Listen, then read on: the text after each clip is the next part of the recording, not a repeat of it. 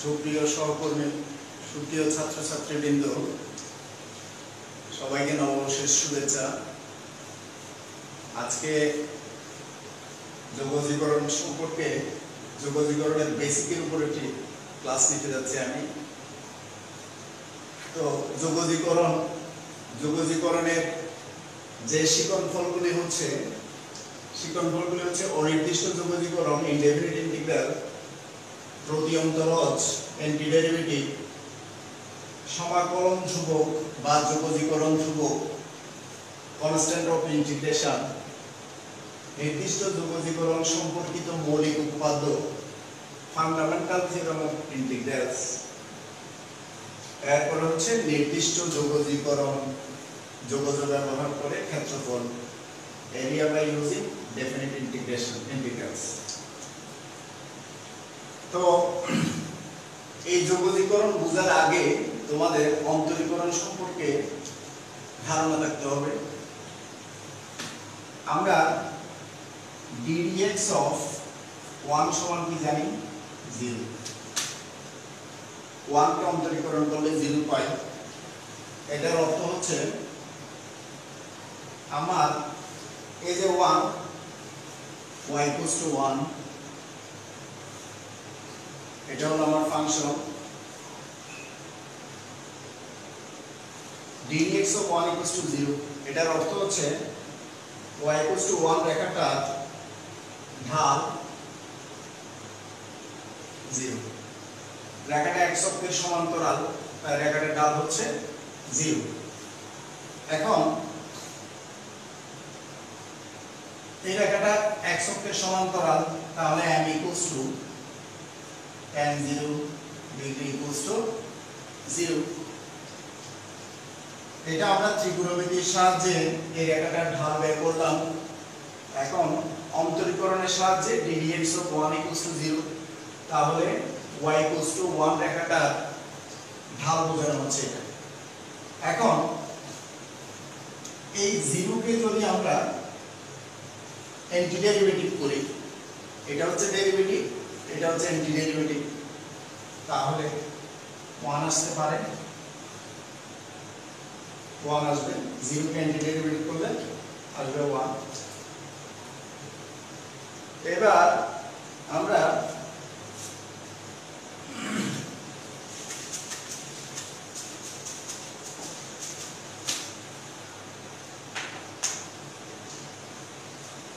ddx of x, এই ফাংশনটা হচ্ছে x, that is y equals to x, y equals to x, y equals to x, এখানটার ঢাল হচ্ছে 1, এই কোণটা 45, তাহলে y equals to 1 into x, tan theta equals to 1, m equals to tan theta equals to 1, তাহলে tan theta equals to 1, রেখাটার ঢাল হচ্ছে 1। এখন x কে যদি আমরা ডেরিভেটিভ করি, তাহলে এটা আসবে 1, অর্থাৎ x কে ডেরিভেটিভ করলে কি আসবে? 1 আসবে। এখন 1 কে যদি আমরা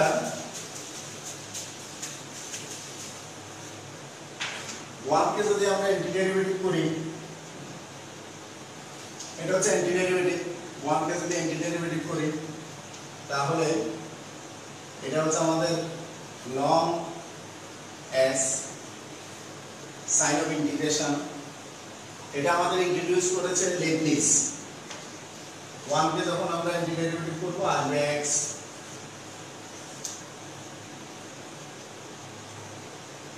y equals to x, এটাকে যদি আমরা ডেরিভেটিভ করি আসবে 1। যদি আমরা 1 কে ডেরিভেটিভ করি তাহলে আসবে x। এখন এই রেখাটা y equals to x না হলে যদি y equals to x plus 1 হয় তাহলে এটাকে যদি আমরা ডেরিভেটিভ করি d dx of y equals to d dx of x plus 1, that is 1 plus 0, that is 1। তাহলে 1 এর অ্যান্টিডেরিভেটিভ হবে এটা, 1 এর অ্যান্টিডেরিভেটিভ হচ্ছে এটা dx equals to x plus 1। তাহলে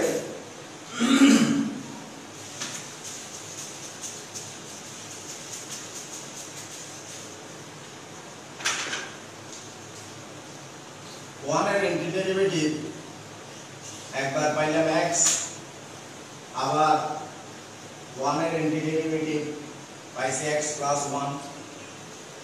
সিমিলারলি 1 কে অ্যান্টিডেরিভেটিভ করলে আমরা x plus 2 or x plus 3, একবার x একবার এটা, তাহলে এটাকে আমরা জেনারেলি লিখতে পারি x plus c।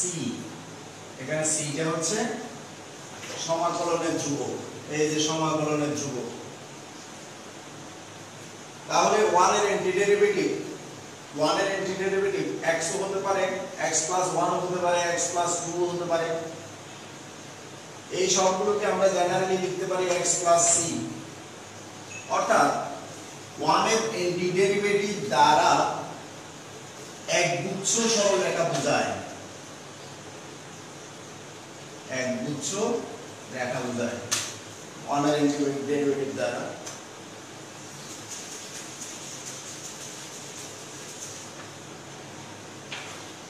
আমরা আরেকটা एग्जांपल নিই, y equals to x square। এটা হলো y equals to x square। এখন এটাকে যদি ডেরিভেটিভ করি d dx of y তাহলে আসবে কত 2x। অর্থাৎ এই বক্ররেখার উপরস্থ কোন বিন্দুতে স্পর্শকের ঢালটা হবে, এই যে স্পর্শকের ঢাল কোন বিন্দুতে, এটা যে কোনো একটা বিন্দু আমরা ধরে নিলাম xy, এখানে স্পর্শকের ঢালটা হবে 2x।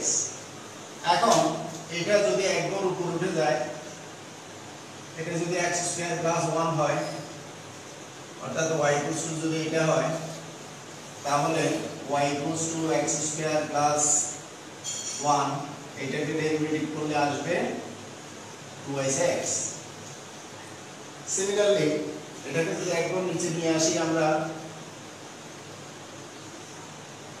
একবার নিচে নিয়ে আসি y equals to x square minus 1, তাহলে এটাকে যদি ডেরিভেটিভ করি, এটাকে ডেরিভেটিভ করলে আসবে d dx of y, এটাকে ডেরিভেটিভ করলে 2x। তাহলে প্রত্যেক ক্ষেত্রে আমরা মানটা পাচ্ছি 2x। এখন এটার করসপন্ডিং ইন্টিগ্রেশন কি? Integration 2x dx equals to পাবো x স্কয়ার। এটার ইন্টিগ্রেশন করলে আসবে, অনির্দিষ্ট ত্রিভুজ করলে আসবে x স্কয়ার প্লাস 1। এখানে ইন্টিগ্রেশন করলে আসবে x স্কয়ার মাইনাস 1। তাহলে এইটা এই তিনটাকে আমরা একসাথে লিখতে পারি, এই সবগুলোকে আমরা একসাথে লিখতে পারি integration 2x dx equals to আমরা লিখতে পারি x square plus c, integrating constant. c টা হচ্ছে ইন্টিগ্রেটিং কনস্ট্যান্ট। তাহলে এটা দ্বারা একগুচ্ছ পরাবৃত্ত বোঝায়, এটা দ্বারা একগুচ্ছ পরাবৃত্ত বোঝায়।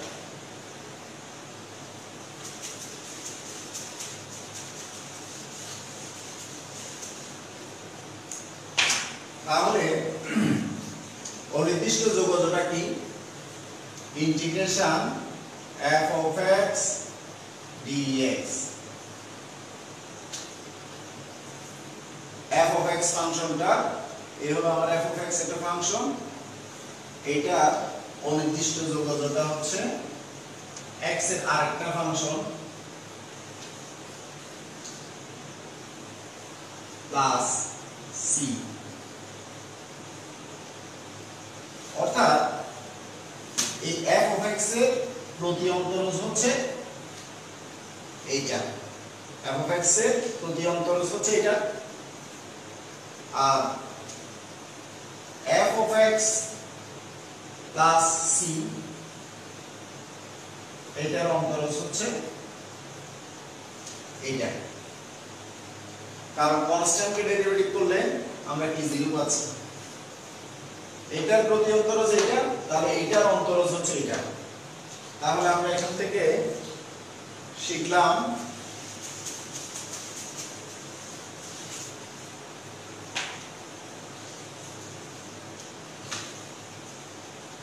Derivative integration.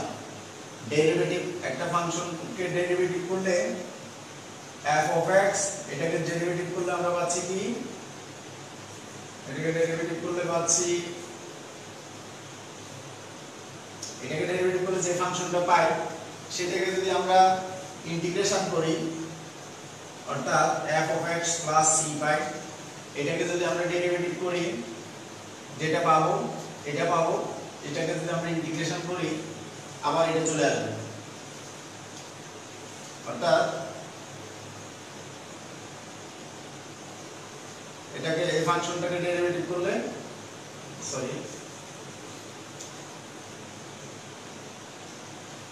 x plus c এটাকে ডেরিভেটিভ করলে আমরা f of x পাবো, এটাকে ইন্টিগ্রেশন করলে আমরা আবার আগের জিনিসটা পাবো। অন্তরীকরণ আর যোগজীকরণ হচ্ছে বিপরীত প্রক্রিয়া, অন্তরীকরণ আর যোগজীকরণ বিপরীত প্রক্রিয়া। তো অনির্দিষ্ট যোগজীকরণ কেন বলা হয়?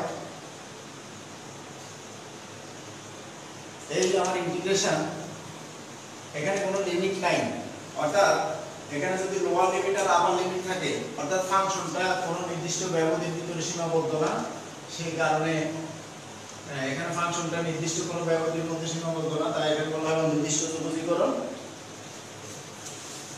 তাহলে অনির্দিষ্ট যোগজীকরণ এর আরেক নাম হচ্ছে প্রতি অন্তরজ, এন্টি ডেরিভেটিভ, ডেরিভেটিভের বিপরীত প্রক্রিয়া। আর যে সিটা আমরা যোগ করলাম সেটাকে বলা হয় সমাকলন ধ্রুবক, সেটাকে বলা হয় সমাকলন ধ্রুবক। এবার নির্দিষ্ট যোগজটা কি? নির্দিষ্ট যোগজ সম্পর্কিত মৌলিক উপপাদ্য সেটা কি দেখো। Integration a to b f of x dx f of x এইটা ডিসকাস করছি। আপার লিমিট হচ্ছে b, লোয়ার লিমিট হচ্ছে এত।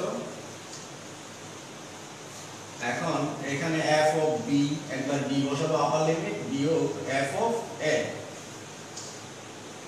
তাহলে এটা হচ্ছে ডেফিনিট ইন্টিগ্রেশন, এটাকে বলা হয় লোয়ার লিমিট, এটা হচ্ছে লোয়ার লিমিট, এটা হচ্ছে আপার লিমিট। লোয়ার লিমিট, এটা আপার লিমিট। আর f of x এটা একটা অবিচ্ছিন্ন ফাংশন। আমরা যদি গ্রাফিক্যালি জিনিসটা দেখাই, y equals to f of x, এই ফাংশনটা a এবং b ব্যবধিতে অবিচ্ছিন্ন এবং b ব্যবধিতে কন্টিনিউয়াস। তাহলে integration f of x dx এটা দ্বারা কি বোঝায়? এই ডেফিনিট ইন্টিগ্রেশনের এই অংশটা দ্বারা কি বোঝায়? আমরা যদি এখানে একটা স্মল স্টেপ নিই, এই স্মল স্ট্রাইপটা হচ্ছে dx আর y equal to f of x এটা, তাহলে এই দৈর্ঘ্যটা হচ্ছে f of x, এই ক্ষুদ্র ফালিটার ক্ষেত্রফল হচ্ছে দৈর্ঘ্য ইনটু প্রস্থ।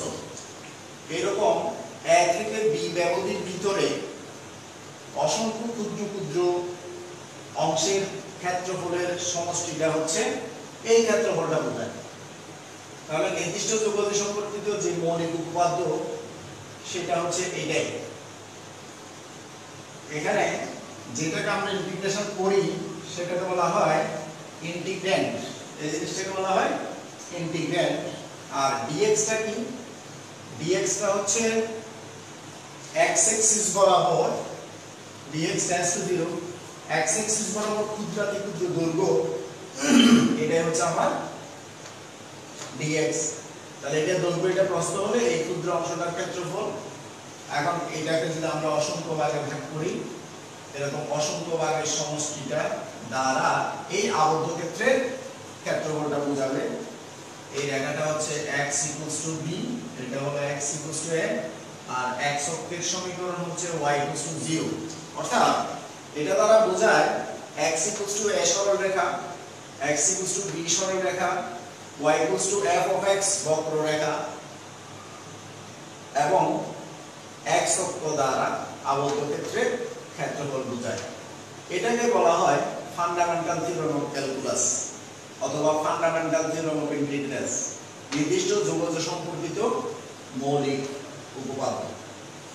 এখন এটার একটু ম্যাথমেটিক্যাল ব্যাখ্যাটা আমি দেখাচ্ছি।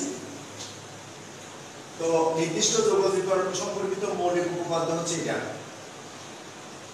এটা দ্বারা আবদ্ধ ক্ষেত্রের ক্ষেত্রফল নির্ণয় করা হয়।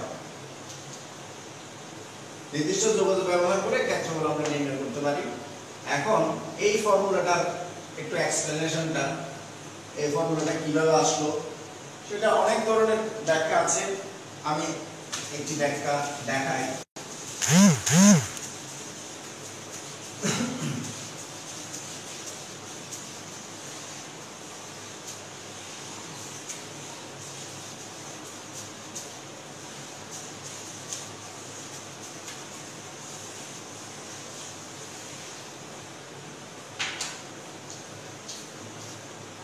y equals to f of x একটা ফাংশন নিলাম, ফাংশনটা অবিচ্ছিন্ন একটা ফাংশন নিলাম, x equals to a, x equals to b, and y equals to 0। অর্থাৎ y equals to f of x ফাংশনটা একটা ফাংশন আমরা ড্র করি। ধরে নিলাম ফাংশনটা এরকম y equals to f of x, এটা x equals to a, এটা x equals to b। তাহলে এই যে ক্ষেত্রফলটা দেখা যাচ্ছে, এই ক্ষেত্রফলটা কি হবে একটু আগে আমরা দেখালাম, সেটা ম্যাথমেটিক্যাল এক্সপ্লেনেশনটা আমি এখন দেখাচ্ছি। আমরা এখানে ছোট্ট একটা স্লাইড দিই, আসলে এটা অনেক ছোট, আমরা এখানে বড় করে দেখাচ্ছি।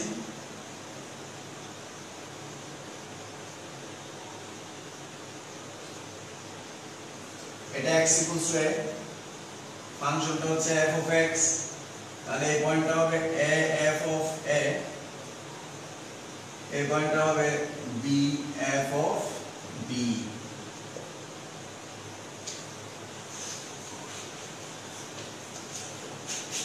এই পুরো ক্ষেত্রফলটা হচ্ছে, অর্থাৎ এই ক্ষেত্রফলটা হচ্ছে আমার a, আর এই যে এতটুকু ক্ষেত্রফলটা এটা হচ্ছে আমার ডেল a, ডেল a, এটা ডেল a। এখন এখানে একটা লম্ব টানি, এইখানে একটা লম্ব টানি, এখানে একটা লম্ব টানি, তাহলে এটা হলো আমার ডেল x। এই দৈর্ঘ্যটা হচ্ছে ডেল x,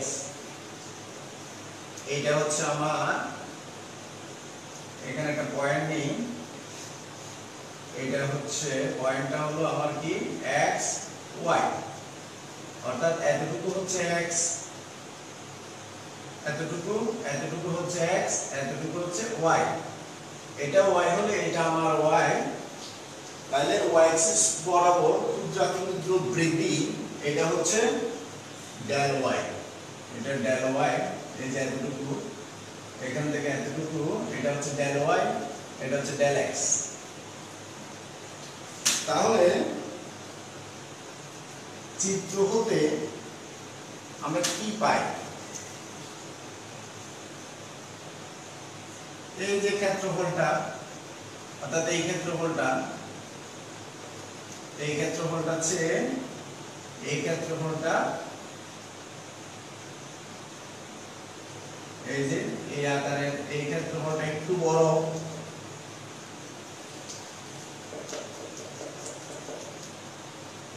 যেটাকে আমরা ডেল y বলতেছি, এটা ডেল x, এটা হচ্ছে y।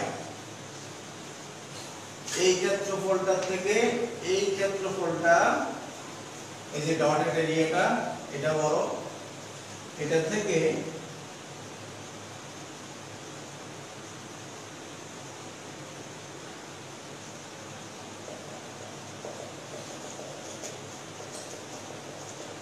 এই ক্ষেত্রফলটা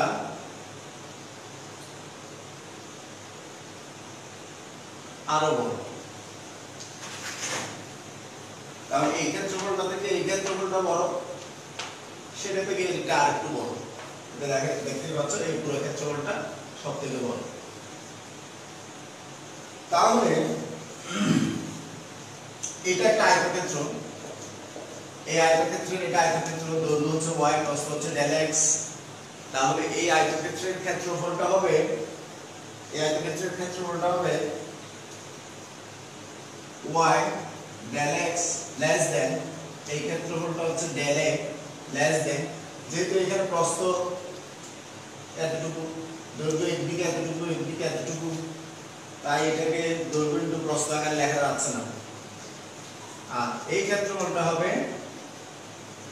y plus del y into del x। অর্থাৎ এই ক্ষেত্রফল হচ্ছে এই ক্ষেত্রফলটা বড়, তার থেকে এই ক্ষেত্রফলটা বড়। এখন আমাদের এখানে এই যে ডেল x, এই যে del x, del x, del x, del x, এই ডেল x টা অতি ক্ষুদ্র, কিন্তু এটা তো জিরো না, তাহলে del x not equals to zero. Del x not equals to zero, তো del x not equals to zero. তাহলে আমরা এই অসমতাটাকে আমরা ডেল x দিয়ে ভাগ করি। এটাকে যদি ডেল x দিয়ে ভাগ করি তাহলে আসবে y less than del a by del x less than y plus del y। এবার সবাই এই ফিগারটা একটু লক্ষ্য করো, এই ফিগারটা একটু দেখো। x এর মান যদি 0 এর কাছাকাছি হয়, x এর মান তো 0 এর কাছাকাছি হবে আমার, কারণ এই যে ফালিটা দেখা যাচ্ছে এটা অতি ক্ষুদ্র, এটা অনেক চিকন এরকম। তো ডেল x টা যদি 0 এর কাছাকাছি হয়, এই যে ডেল x এটা যদি 0 এর কাছাকাছি হয়, তার মানে এটা যদি আমরা ছোট করি, এই যে ডেল x 0 এর কাছাকাছি হয়, এই যে ডেল y এর অবস্থা কি হলো? এই ডেল y টা আস্তে আস্তে আস্তে এটা ছোট হয়ে যাচ্ছে, ছোট হয়ে যাচ্ছে, ছোট হয়ে যাচ্ছে, ছোট হয়ে যাচ্ছে। তাহলে ডেল x টা যখন 0 এর কাছাকাছি, ডেল y টাও কি হয়ে যাচ্ছে? 0 এর কাছাকাছি হয়ে যাচ্ছে। ডেল x টেন্ডস টু যখন 0, তাহলে ডেল y টাও টেন্ডস টু 0 হয়ে যাচ্ছে। এই যে আবার বলছি আমি, ডেল x এই মানটা যখন আস্তে আস্তে ছোট হয়ে যাবে, তখন এই ডেল y এর মানটাও আস্তে আস্তে আস্তে আস্তে আস্তে আস্তে ছোট হয়ে যাবে। অর্থাৎ এই রেখাটা এবং এই রেখাটা খুব কাছাকাছি চলে আসবে। তার মানে ডেল x এর মান যখন 0 এর কাছাকাছি, তখন ডেল y এর মান 0 এর কাছাকাছি। তাহলে এখান থেকে আমরা লিখতে পারি y limit del x tends to 0 del a by del x y অর্থাৎ del x এর মান যখন 0 এর কাছাকাছি এখানে লিমিটটা আমরা এখানে লিখলাম আর এটা তো একটা ফিক্সড ভ্যালু এখানে আর লিমিটটা লেখার দরকার নাই del y টা যদি 0 এর কাছাকাছি হয়ে যায় তাহলে এটা 0 হয়ে গেলে 0 এর কাছাকাছি হয়ে গেলে এটা তো 0 না 0 এর কাছাকাছি তাহলে এখানে limit del x tends to 0 del a by del x মাঝখানে এখন স্যান্ডউইচ থিওরেম থেকে আমরা কি পাই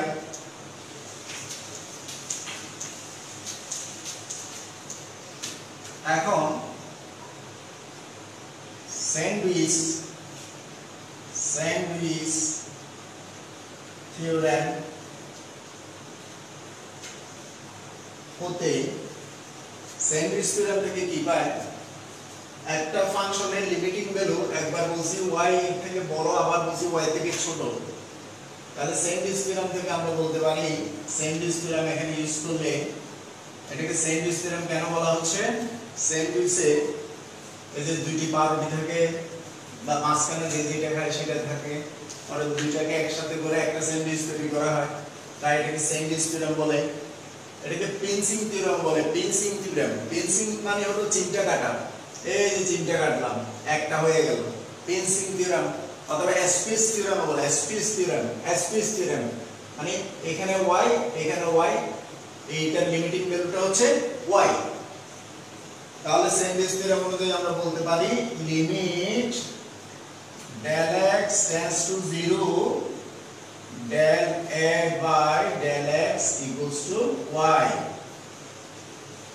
এটা বলতে পারি এখন এই যে এতটুকু এটার পরিবর্তে আমরা কি লিখতে পারি এটার পরিবর্তে লিখতে পারি d dx of a equals to y dটা সোজা হয়ে যাবে যখন লিমিটটা ইমপ্রুভ করব তখন dটা সোজা হয়ে যাবে তাহলে এখানে কত এটা সমান কি ddx of a equals to y এখন এটাকে ইন্টিগ্রেটিং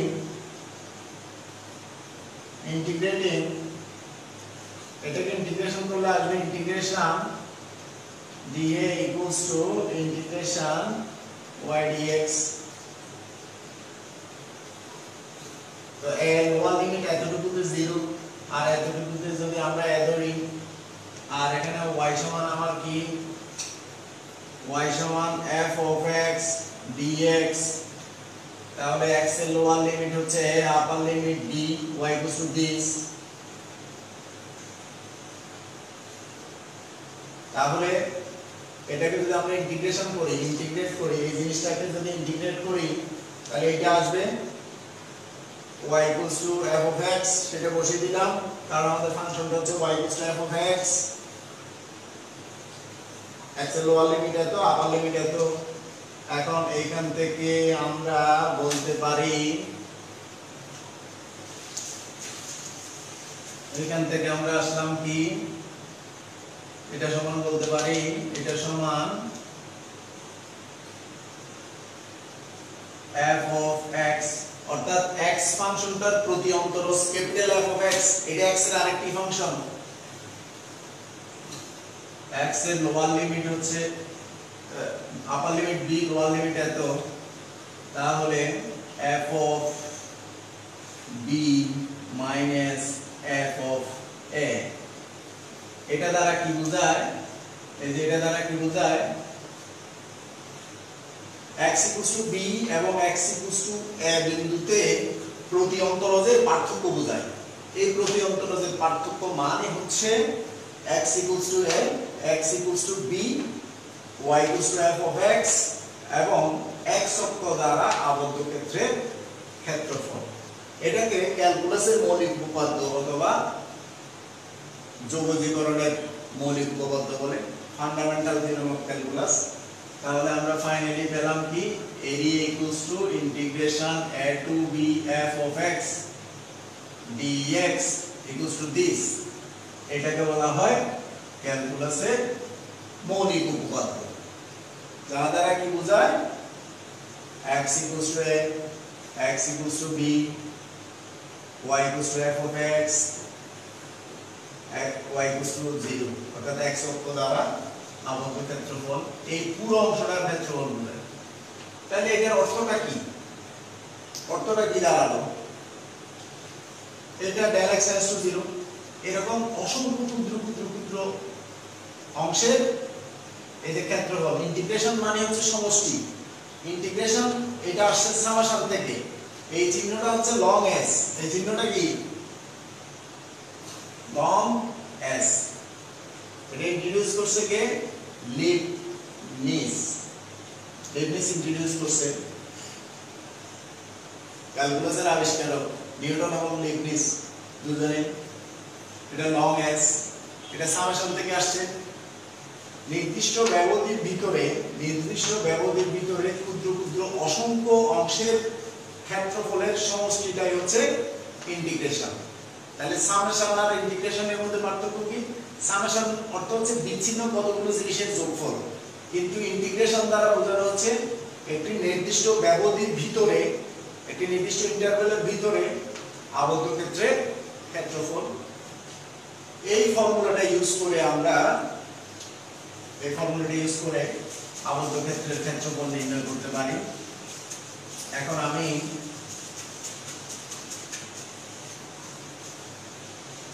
একটা গুরুত্বপূর্ণ ইন্টিগ্রেশন, ডেফিনিট ইন্টিগ্রেশন করে দেখাবো, যেটা বাজারের বেশিরভাগ বইতে এবং আমরা ছাত্ররাও এটা ভুল করি, জিনিসটা একটু আমি দেখাই। Integration 0 to 1 ln x dx, এই ইন্টিগ্রেশনটা এটা কোনো প্রপার ইন্টিগ্রেশন না, কারণ x এর মান 0 হতে পারে না, x এর মান 0 হতে পারে না। ln x এই ফাংশনটার লেখচিত্র আমরা আঁকবো। ফাংশনটার লেখচিত্র হচ্ছে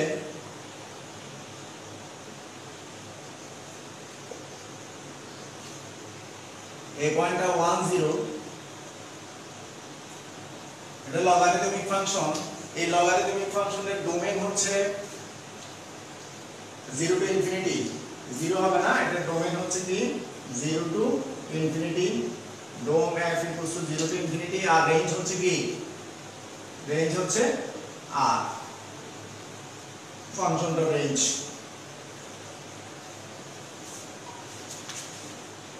তো আমাদের এখানে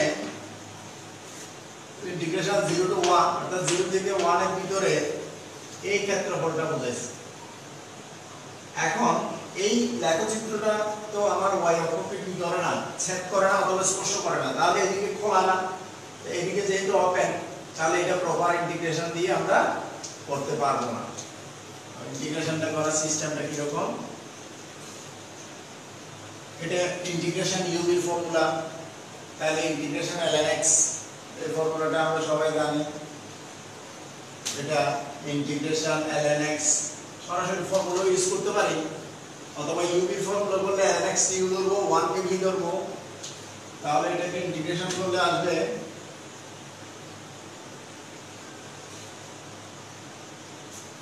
x ln x minus x, u এর ফর্মুলা ইউজ করলে ln x dx, তাহলে ln x dx 1 by x plus c, তাহলে এটা ঠিক আছে। আপার লিমিট 1, লোয়ার লিমিট 0। এখন আমি x এর মান যখন 1 বসাবো, তাহলে 1 ln 1 minus 1, এটা তো আমরা বসালাম, কিন্তু আমরা যখন 0 বসাতে যাব, x এর মান তো 0 হতে পারে না, x এর মান 0 হতে পারে না, কারণ ফাংশনটির ডোমেইনের মধ্যে 0 নাই, ফাংশনটির ডোমেইনের মধ্যে 0 নাই, তাই x এর মান 0 হতে পারে না। তাহলে এখানে আমরা কি করব, এটা লিমিট দিয়ে বসাবো, limit x tends to 0 plus, আমাদের লেখচিত্রটা মূলবিন্দু থেকে ডানে আছে, তাই 0 প্লাস x ln x আর এটা তো সরাসরি 0 বসে যাবে, এখানে 0 বসালে 0, অর্থাৎ x এর মান 0 সরাসরি না বসিয়ে এটা লিমিট দিয়ে লিখতে হবে। এই জিনিসটা একটু খেয়াল করো সবাই, এটা লিমিট দিয়ে লিখতে হবে। তাহলে ln1 মানে 0, তো এখানে 0, দ্যাট ইজ ফাইনালি -1, আর এখানে কি আসছে limit x tends to 0 plus, এটাকে লিখতে হবে, এটাকে একটু সাজিয়ে লিখতে হবে আমাদের, ln x উপরে 1/x নিচে লিখতে হবে। এবার x এর মান 0 এর জন্য এখানে কি আনডিফাইন্ড ইনডিটারমিনেট ফর্ম আসছে, ln 0 1/0 ইনডিটারমিনেট ফর্ম আসছে, এটা আমরা সরাসরি লিখতে পারবো না। এখানে আমরা লোপিটাল ল ইউজ করব, লোপিটাল ল, লোপিটালস ল ইউজ করব। তো লোপিটাল ল কি, লবকে অন্তরীকরণ করব, উপরেরটাকে অন্তরীকরণ করব, নিচেরটাকে অন্তরীকরণ করব, limit x tends to 0 plus ln x কে অন্তরীকরণ করলে আমরা পাই কি 1/x। কেন এটা অন্তরীকরণ করতেছি, এটা ইনডিটারমিনেট ফর্ম, এটা ইনডিটারমিনেট ফর্ম, সেই কারণে এটা আমরা এটাকে অন্তরীকরণ করতেছি। আর 1/x কে অন্তরীকরণ করলে -1/x স্কয়ার।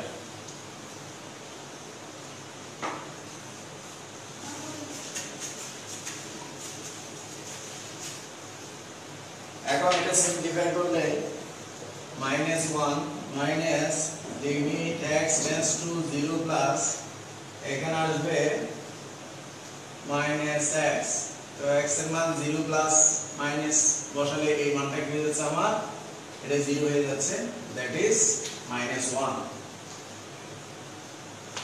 তাহলে এই ইন্টিগ্রেশনটা এভাবে করতে হয়, এটাই আমার आंसर।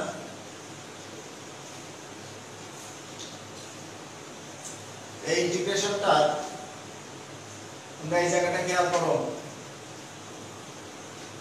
x এর মান সরাসরি 0 বসানো যাবে না এখানে, এটা এভাবে করতে হবে। আর 0 প্লাস কেন, কারণ এই ফাংশনটা শুধু x = 0 বিন্দুতে রাইট হ্যান্ড লিমিট আছে, লেফট হ্যান্ড লিমিট নাই। এই প্রবলেমটা আমরা অন্যভাবে করতে পারি, কিভাবে, 0 to 1 ln x dx, এটা ln x, তো ln x ফাংশনটার বিপরীত ফাংশন কি, e to the power x, এটা যদি f of x হলে এটা হবে আমার f inverse x e to the power x, তাহলে এই পয়েন্টটা যদি আমার 1 0 হলে এই পয়েন্টটা হবে 0 1, তাহলে এই এরিয়াটা আর এই এরিয়াটা সেম, এই এরিয়াটা x অক্ষের নিচে আছে, এই এরিয়াটা x অক্ষের উপরে আছে, তাহলে এটা সমান আমরা লিখতে পারি মাইনাস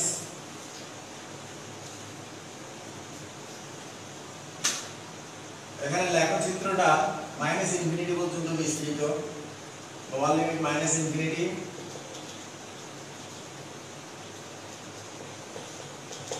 আপার লিমিট এখানে x সমান হচ্ছে 0 e to the power x dx। এরিয়াটা আর এরিয়াটা সমান, এখানে মাইনাস কেন, কারণ এখানে লেখচিত্রটা, এখানে যে এরিয়াটা